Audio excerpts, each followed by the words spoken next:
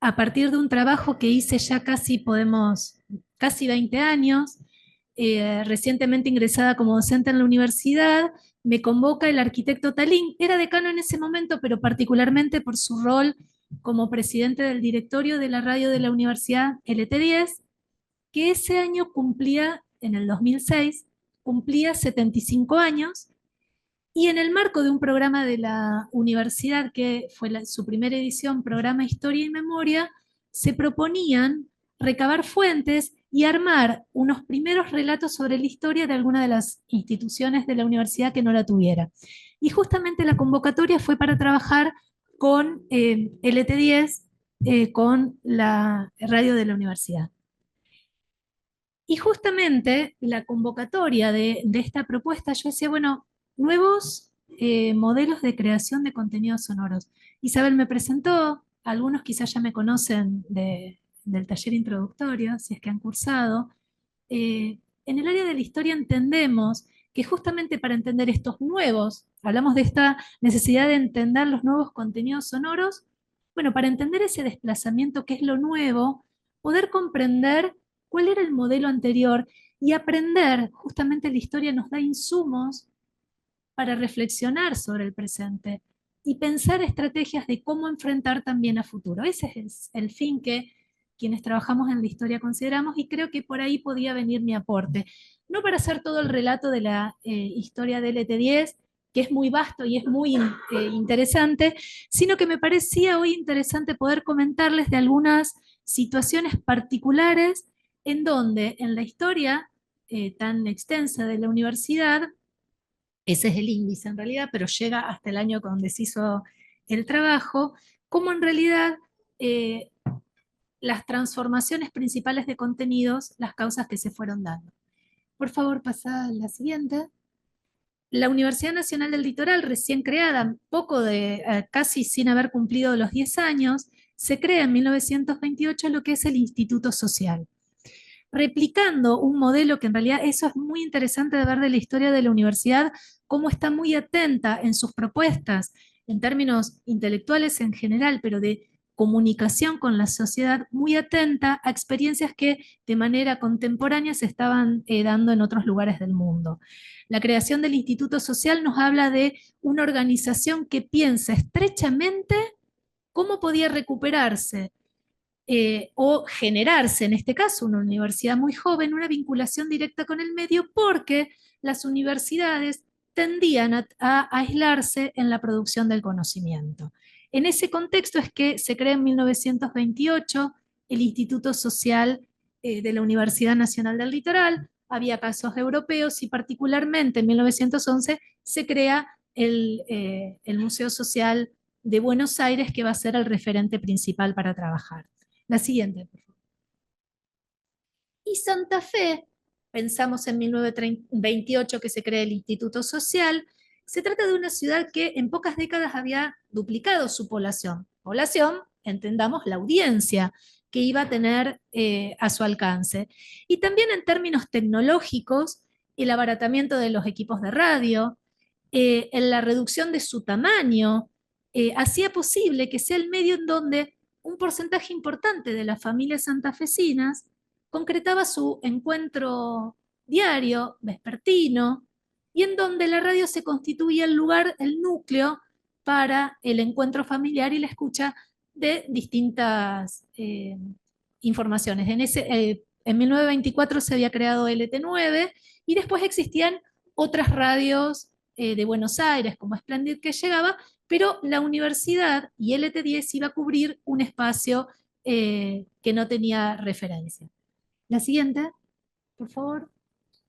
Primero se instalan los equipos en Altillos, en un sector poco accesible de la Facultad de Ingeniería Química, que todavía no tenía su edificio propio, sino en la Escuela Industrial. Y si bien se crea, decíamos, el Instituto Social con la radio dentro de sus dependencias, la primera transmisión se hace en 1931, entendiendo entonces unos programas iniciales como los primeros contactos con la sociedad. Y en realidad este Instituto Social y esta experiencia de Radio LT10 van a ser las primeras experiencias de nuestra universidad en lo que es la extensión universitaria, que nos va a caracterizar fuertemente. La siguiente. Vemos el programa, hablamos del ET10, pero tenemos que hablar de unas experiencias embrionarias que con muchas dificultades técnicas por limitaciones en el presupuesto para el equipo, limitaciones presupuestarias. Evidentemente no estoy hablando de nada que no tengamos muy presentes por las dificultades de la universidad, una programación limitada en su extensión de tiempo. Fíjense, hablábamos de los momentos en que la familia se reúne, coincidente con esta hora y media solamente que se desarrollaba unos programas eminentemente musicales, pero que también concentraban un momento para la reflexión sobre actividades de la universidad y la transmisión de algunas conferencias importantes. Pasada, por favor. Me resultó muy interesante, decía, esta investigación se desarrolló en el marco de buscar fuentes primarias de radio LT10. En 1932, 1937, 1938, identificamos cursos en que se daban cursos de inglés por radiofonía, cursos de literatura, cursos de arte. Estamos hablando en la década de 1930, experiencias de educación a distancia, ¿sí? No virtual, pero físicamente. Los profesores de la universidad daban los cursos y luego la audiencia interesada enviaba por correo las respuestas de esos cursos para tener los cursos aprobados. Muestro una imagen porque no la encontré de ese momento, pero anticipándose incluso a experiencias europeas que durante el desarrollo de la Segunda Guerra Mundial impulsaron, fueron casi el único medio de educación de los niños, ¿sí? Y nuevamente la universidad presentándose como experiencia realmente temprana en estas exploraciones. La siguiente, Mariana.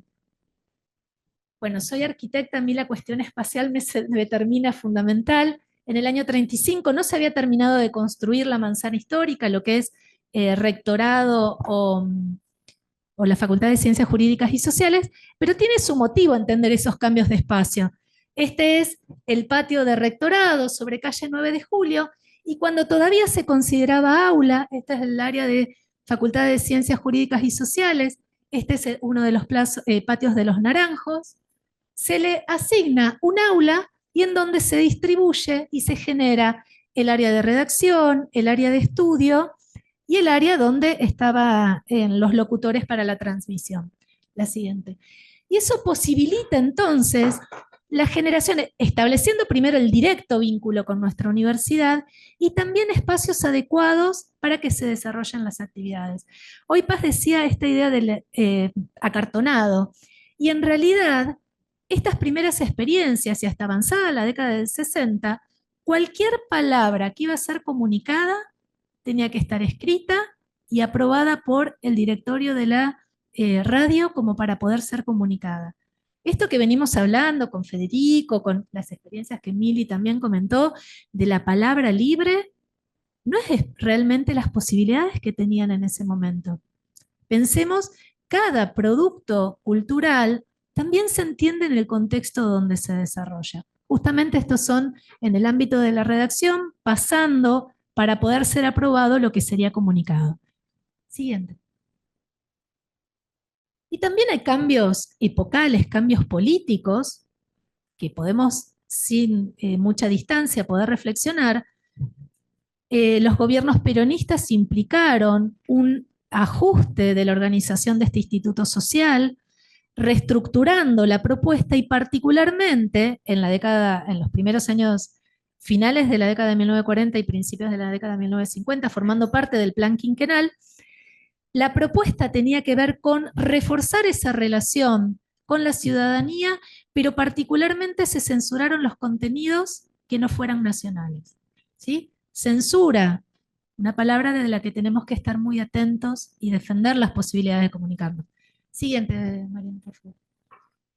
Y bueno, nos ampliamos, mayores posibilidades, lo que era el espacio inicial que ahí mostraba en la década del 30, ya para el 60 se amplía todo este sector y tenemos la escalinata de lo que sería la imagen representativa del ingreso a la radio y disponiendo áreas específicas para la ubicación, pero particularmente me interesaba destacar la posibilidad de contar con un hall en donde la audiencia podía ver en vivo y en directo cuando sus locutores amigos, con quienes generaban confianza, podían verlos en la producción, un espacio de auditorio que podemos ver en la imagen siguiente, eh, que posibilitaba, esto es uno de los programas infantiles primeros que se dan en la región, El Lobo Feroz, posibilitaba que los chicos vinieran a participar de esas actividades, esto que decía que pudieran en la sala de espera ver esa relación directa.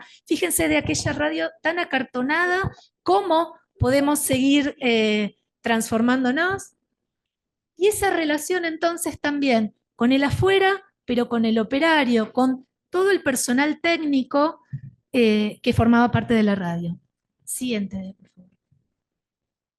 Y si hablamos de desafíos, dije que no iba a recorrer toda la historia de la radio, pero la competencia de la televisión para la radio en términos generales y para LT10 en particular, cuando en 1966 se crea Canal 13, televisora color, implicó significativamente cambios en las maneras de producción, en la reducción de ese acartonamiento, en la necesidad de acelerar los ritmos.